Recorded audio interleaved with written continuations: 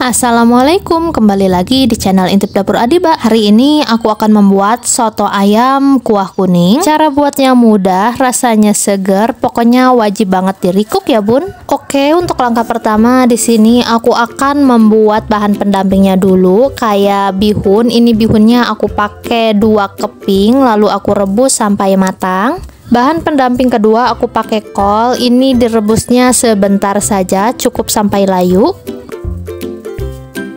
Dan untuk bahan pendamping ketiga aku pakai tauge, ini juga direbusnya sebentar aja.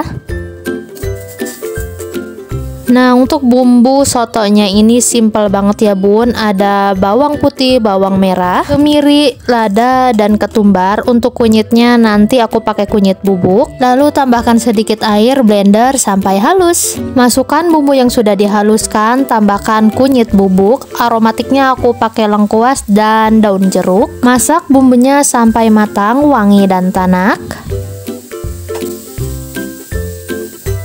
Nah, ini bumbunya sudah matang, wangi dan tanak. Lalu sisihkan sebentar. Lalu masak air sekitar 1 liter.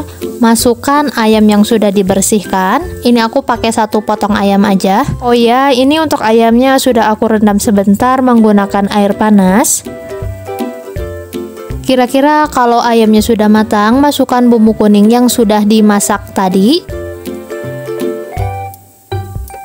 Untuk seasoningnya aku pakai 1 bungkus Royco ayam, garam, gula pasir, dan sedikit micin. Lalu aduk-aduk sampai semua tercampur merata.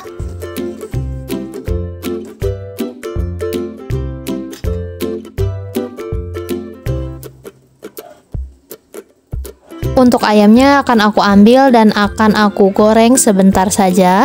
Iris-iris daun bawang secukupnya.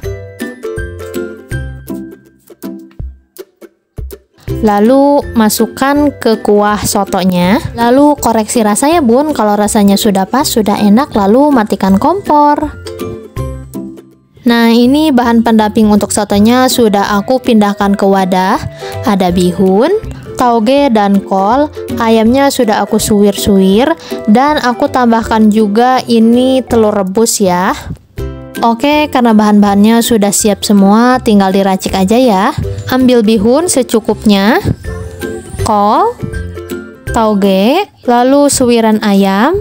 Masukkan kuah secukupnya, kalau mau luber ya silahkan. Sambal dan telur rebus. Jadi deh, soto ayam kuah kuning siap untuk dinikmati. Kalau pakai perasan jeruk limau pasti rasanya lebih seger lagi.